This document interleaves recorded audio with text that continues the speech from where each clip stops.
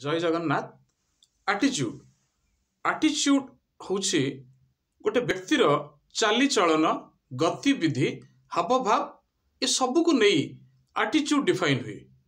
जने व्यक्ति जिते शिक्षित हूँ ना कहीं जिते संभ्रांत हूँ ना कहीं जिते सुंदर हूँ ना कहीं जदि तार गतिविधि ठीक नहीं से समाज रे सबुठी ग्रहणीय हो पारती नहीं बा तांको कथा सबुठी उपादेयता बहन करे नहीं, सबु जगार से बसी पारती नहीं बा बसवाक सुजोग मध्य मिले नहीं।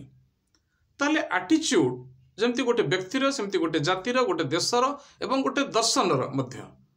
तो ये आटिट्यूड गोटे दिन अधर कथा नुह बा आपणकर मासे दुई मास वर्षे दुई वर्षर कथा नुह। ये गोटे वर्षाधि काल बा गोटे जाति बा देश क्षेत्र में तो कहबा ये गोटे शह शह हजार हजार वर्षर होची गोटे क्रम विकास। एवं जदि गोटे व्यक्ति क्षेत्र में कहबा ये आटिट्यूड गोटे आपण को विभिन्न परिवेश परिस्थिति सहित आपण लड़ी लड़ी जो आसंती आपण को शिक्षा दीक्षा संस्कार ये सबू को नहीं गोटे आटिट्यूड तैयारी होता है। ताले परिस्थिति बेले बेले आपण को पाखरे समय एमती आसी ठिया हुए जे परिस्थितिर बाध्य बाधकतार हुए तो आपण को आपण आटिट्यूड सहित कंप्रोमाइज करबा पई कुहा जाए।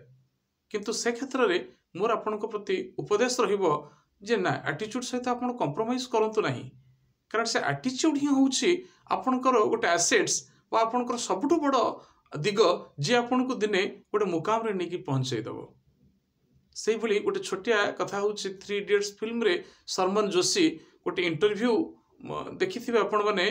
से फिल्म टी बहुत चर्चित फिल्म जतेबेले से पैनलिस्ट माने तांकर इंटरव्यू नै छंती बा नौथिबा रो समय रो शेष पर्याय रे तांकर सर्टिफिकेट मध्ये जतेबेले तदारक करूछंती एवं कहूछंती जे आपण कंसिस्टेंटली एई सब्जेक्ट रे लास्ट 3 to 4 इयर्स हला आपण एमती अंडर परफॉर्म करी आछंती, किंतु आपण तो स्पष्ट एवं प्रांजल भाव हमर उत्तर दउछंती।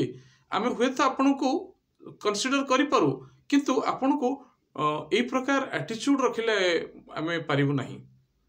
से कहले कौन एटीट्यूड कौन मोर भूल अछि ना आपण जो बड़ी स्पष्ट एवं व्यवहार शैली उत्तर दौरान जदि आपंकर मार्क कम अच्छी आम तो कनसीडर करूँ, किंतु आपण आमको डिप्लोमेटिक पर्सन दरकार आमको जे कंपनी स्टैंड्स को विभिन्न समय रे इंटरप्रिट करने बा आपण को डिफेंड करने गोटे डिप्लोमेटिक बा गोटे कॉन्फिडेंशियलिटी मेंटेन करने जो बड़ी पर्सन दरकार आपण हुए तो से पारामीटर टिके कोट ना कोट आपंकर टिके ढिलापन रोचे। से कहले आपंकर चाकरी रखी दिंतु मु मोर एटीट्यूड रखी दूची मो पाखे कहीं ना। से गोटे बढ़िया कथा कही जे पिला बेलू अभाव आमको डरइबार लगिला, परवर्ती समय रे बापा माँ बा भाई भौणीकर उत्तरोत्तर दायित्व आमको केउठा केउठी शिक्षा दीक्षा रे बढ़िबार बाधक है। ये सब भितरे गोटे समय आसला से सुइसाइड से फिल्म रे करिया पे अटेम्प्ट नैछंती एवं लकीली सर्वाइव करि जाइछंती। केतोटी हाड़ तांकर भांगिछि तापर जाइकी जीवन में बंचिबारे पॉजिटिव एटीट्यूड तांके भितर आछि। तो से एटीट्यूड से छाड़िबे केमती? तो जतेबेले से जो चाकरी को प्रत्याख्यान करुछंती एवं व्हील चेयर बसुछंती, व्हील चेयर आसते इंटरव्यू देवाई हाथ गोड़ भांगी जाए एवं से फेरी जाउछंती, सेतेबेले इंटरव्यूअर माने पुणी तांको पछरु डाकुछंती जाय आपण तो सैलरी केते नेबे ठीक करंतु। तो कथा होची जे आपणकर एटीट्यूड आपण किसी भी हाल रे कौन सी परिस्थिति रे आपण जदि आपणकर एटीट्यूड सहित कंप्रोमाइज करनेले ताले आपण प्रतिपक्ष पाखरे बा आपण मैनेजमेंट पाखरे बा आपण जो बिजनेस होतु जॉब होतु जो रेस्पॉन्सिबिलिटीज रे अछंती आपण से रेस्पॉन्सिबिलिटीज पई आउ सेतेटा दरकार हेबे नहीं। सीमित समय पई आपण आपणको एटीट्यूड रे कंप्रोमाइज करी आपणको बॉस को बा बिजनेस रो काउंटर पार्ट को आपण प्लीज करी दी पारंती, किंतु से लोक पाखरे आपण सेही दिनठु अलड़ा ही जिवे।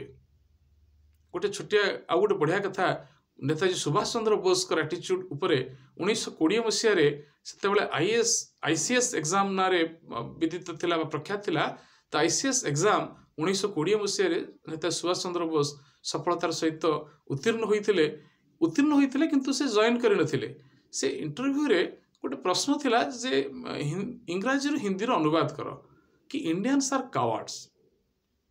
तो नेताजी सुभाष चंद्र बोस को एक जे भारत माता जार जीवन जे निज जीवन यौवन बा निजर जीवन प्रतिटी मुहूर्त देश सेवा पई समर्पित करि दैछे, से प्रतिटी भारतीय भीरु किपरि ही पारे से सेई सेंटेंस को से आउ थरे ताकू कौन कले संशोधन कले कहले नहीं इंडियंस आर हीरोज एवं इंडियंस आर हीरोज से क्वेश्चन टाको संशोधन करी परवर्ती समय से ताको ट्रांसलेट करे हिंदी रे।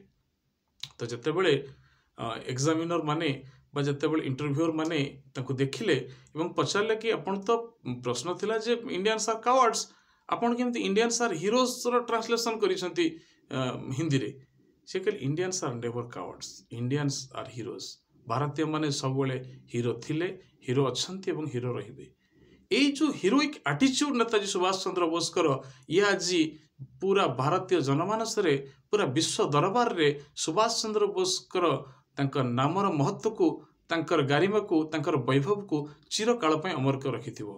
से चाकरी छाड़देले बड़ कथा न परवर्ती समय रे भारत स्वाधीन होगा पई नेताजी सुभाष चंद्र बोस कर जो बलिष्ठ योगदान ता जुग जुग पई इतिहास और स्वर्णाक्षर रे लिपिबद्ध होइके रहिछि। प्रतिटी भारतीय हृदय रे चेतना रे सुभाष चंद्र बोस जीवित अछंती। तो कहबार तात्पर्य होछि जे आपण जो एटीट्यूड निज भितरे से बड़ कष्ट रे आसीछि परिस्थिति जेते दुर्विष होना कहीं आपण आपण को हिम्मत हरातु नहीं एटीट्यूड को कौन क्षेत्र में आपण कंप्रोमाइज करंतु नहीं देखिबे दिने आपण सफलतार सिरिबा पिंधिबे। जय जगन्नाथ।